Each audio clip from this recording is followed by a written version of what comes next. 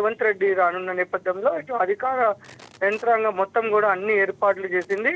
50,000కు పైగా ప్రజలతో ప్రజాపాలన వేదిక వద్ద అక్కడ సీఎం రేవంత్ రెడ్డి మాట్లాడుతున్నారు. శివునిపల్లిలో 800 కోట్ల రూపాయల పలు అభివృద్ధి కార్యక్రమాలు చేయనున్నారు. ముఖ్యంగా కాంగ్రెస్ పార్టీ వచ్చిన తర్వాత మహిళలకు పెద్దపీట వేస్తుంది. మహిళలని స్వయం ఉపాధి కోసమని మహిళలకి 1,00,00,000 మంది మహిళలని కోటీశ్వర్ చేయాలనే లక్ష్యంతో అయితే ప్రణాళికలు చేసుకొని ముందుకు వెళ్తుంది. అందులో భాగంగా ఈరోజు శివునిపల్లిలో ఉన్న ప్రజా పాలన వేదిక వద్ద ఇటు మహిళలకు ఎలాంటి ఏర్పాట్లు చేస్తున్నారు, అలాగే మహిళలకి కొన్ని ఎలక్ట్రికల్ బస్సెస్ కూడా ఇటు ప్రభుత్వము ఇవ్వనున్న నేపథ్యంలో ఆ కార్యక్రమాలన్నీ కూడా ఇటు మహిళా శక్తి లో భాగంగా చేస్తున్న ఇటు స్వయం ఉపాధి కార్యక్రమాల శంకుస్థాపనతో పాటు మహిళలకు ఎలక్ట్రికల్ బస్సులు కూడా అందించనున్నారు.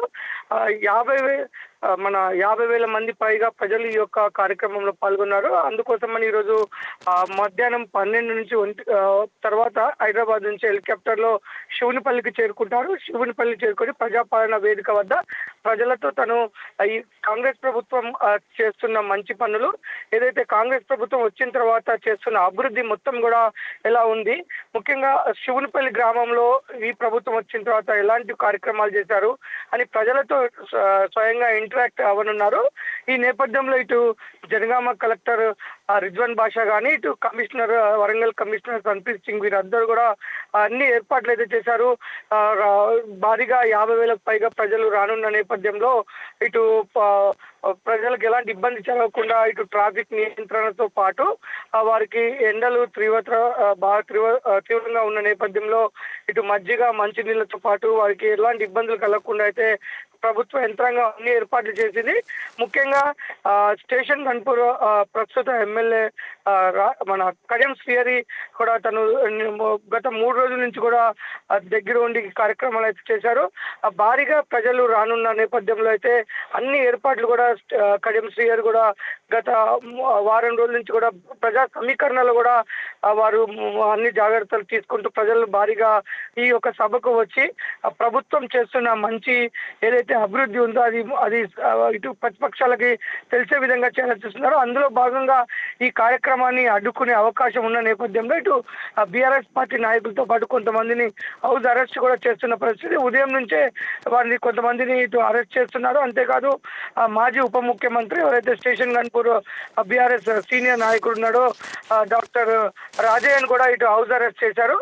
తను దీన్ని తీవ్రంగా ఖండిస్తున్నాడు. ఇది మొత్తం నిరంకుశ పాలన, ఒక ముఖ్యమంత్రి ప్రజల్లోకి రావటం కోసం ఇలా దౌర్జన్యంగా ప్రతిపక్షాల గొంతు నొక్కేసి ప్రతిపక్షాలని ఇలా అరెస్ట్ చేయడం అయితే ఇది చాలా దారుణం, ఇది పెద్ద నియంత్రిత పాలన లాగా ఉంది అని చెప్పేసి వాళ్ళు విమర్శలు చేస్తున్నారు.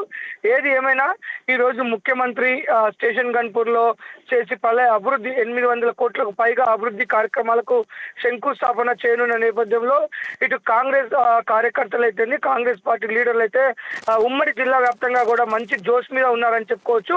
ఇది అభివృద్ధితోనే ఇటు అతి తక్కువ సమయం ఉన్నప్పటికీ, చాలా అప్పులు ఉన్నప్పటికీ కూడా ఇటు కాంగ్రెస్ ప్రభుత్వం ప్రజా పాలన అందించడం కోసమే ముఖ్యంగా మహిళలను కోటీశ్వర్లు చేయాలనే లక్ష్యంతో ముందుకెళ్తుంది. కాబట్టి ఈ సభ ద్వారా మరింత దృఢంగా అటు ఉమ్మడి వరంగల్ జిల్లాలో కూడా కాంగ్రెస్ పార్టీ కార్యకర్తలకు మంచి జోష్ నింపుతుందని చెప్పుకోవచ్చు. అంతేకాకుండా రైట్ చంద్రశేఖర్, ప్రధానంగా అంటే ప్రారంభోత్సవ నేపథ్యంలో ప్రసంగం కీలకం కాబోతుంది. సో సీఎం ప్రసంగం ఎలా ఉండబోతుంది? ఏమైనా వరాలు జల్లు కురిపించే అవకాశం కనిపిస్తుంది ఆ ప్రాంత వాసులకు? రాజశేఖర్, మనం మొదటి నుంచి చూసుకోవచ్చు, కాంగ్రెస్ ప్రభుత్వము ఏర్పడిన తర్వాత హైదరాబాద్ తర్వాత నెక్స్ట్ రాజధానిగా వరంగల్ ని గుర్తించి మొదటి నుంచి కూడా వరంగల్ పైన భారీగా వరాల జల్లు కురిపిస్తున్నారు. ఇటు ఎయిర్పోర్ట్ విషయంలో కానీ, ఇటు వరంగల్ లో మౌలిక వసతుల కల్పన దిశగా కానీ, ఇటు ఇందిరా మహిళా శక్తి ప్రప్రథమంగా కూడా ప్రభుత్వము వరంగల్ ఎంచుకుంది. ఇక్కడ నుంచే ఇందిరా మహిళా శక్తి సంబరాలు కూడా జరుపుకున్న పరిస్థితి.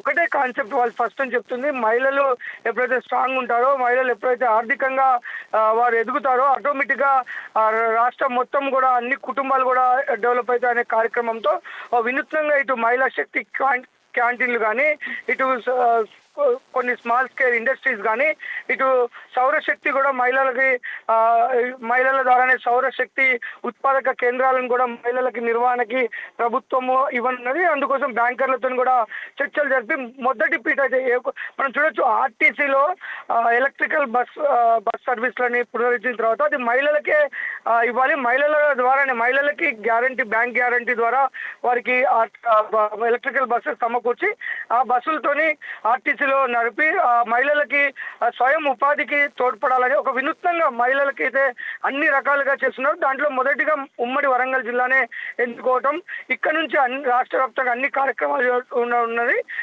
ఈ రోజు అలాగే మహిళల విషయంలోనే మరిన్ని వరాలు కురిపించే విషయం అయితే ముఖ్యమంత్రి ఉన్నట్లుగా అయితే మహిళలు చాలా సంతోషాన్ని వ్యక్తం చేస్తున్నారు. Rajasekhar, right, thanks for updates Chandrasekhar.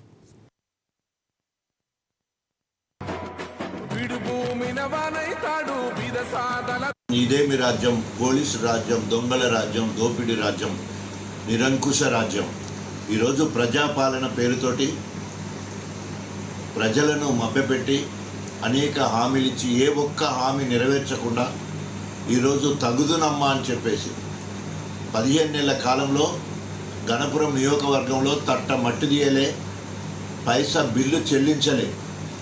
వారు శాంక్షన్ చేసిన పనులకు పైసా బిల్లు చెల్లించలే. కానీ సిగ్గు శరం లేకుండా ఈరోజు మరి కడియం శ్రీహరి పార్టీ ఫిరాయించి ఈరోజు బీఆర్ఎస్ కార్యకర్తల చెమటతో గెలిచి బిడ్డ రాజకీయ భవిష్యత్తు కోసము రేవంత్ రెడ్డి సంఖలో జొర్రి 100 కోట్లకు అమ్ముడుపోయి మళ్ళీ ఇవాళ తగుదనమ్మా అని చెప్పేసి ఇద్దరు తోడు దొంగలు ఇవాళ గణపురంలో బహిరంగ సభ పెడుతున్నారట. బహిరంగ సభకు ఎక్కడికక్కడ బీఆర్ఎస్ శ్రేణులు అడ్డుకోవడానికి సిద్ధమయ్యారు. ఇప్పటికే నిర్బంధంగా మా క్యాడర్ను మొత్తం కూడా ప్రధాన ముఖ్యులందరినీ కూడా అరెస్ట్ చేసి రాత్రంతా వివిధ పోలీస్ స్టేషన్లకు తిప్పి ఆఖరికి మడికొండ దగ్గర తీసుకుపోయి అక్కడ ఉంచినట్టు తెలుస్తూ ఉన్నది. ఏదేమైనా కూడా ప్రజా వ్యతిరేకాలు అవలంబిస్తున్న రేవంత్ ప్రభుత్వాన్ని ఎక్కడికక్కడ నిలదీస్తారు. ఏ మహిళలనైతే వాళ్లకు ఉసుగొలిపి మహిళా ఇందిరా శక్తి పేరుతోటి వాళ్ళందరినీ అక్కడికి జమ చేస్తున్నావో వాళ్ళే మహాలక్ష్యం పేరు మీద మాకు ఇస్తానన్న 2500 ఏమైనాయి, మా బిడ్డ కాలేజీకి పోతుంటే స్కూటీ ఇస్తానన్నావు ఏమైంది, నా పెద్ద బిడ్డకు పెళ్ళయింది కళ్యాణ లక్ష్యంతో పాటు తులం బంగారం ఇస్తానన్నావు ఏమైంది, మా అత్తకు 4000 ఇస్తానన్నావు, కోడలికి 2500 ఇస్తానన్నావు, మా మామకు 4000 ఇస్తానన్నావు, ఇద్దరికి పొత్తుల ఇద్దరు కూడా ఇస్తానన్నావు, వికలాంగులకు 6000 ఇస్తానన్నావు, ఏమైంది అని చెప్పేసి నిలదీసడానికి మహిళలు అక్కడ సిద్ధంగా ఉన్నారు. ఒక మండలంలో ఒక్క చిన్న గ్రామ పంచాయతీ తీసుకొని అక్కడ కూడా రేషన్ కార్డు ఇవ్వలే, ఇందిరమ్మ ఇల్లు ఇవ్వలే, రైతు భరోసా ఇవ్వలే, ఇందిరమ్మ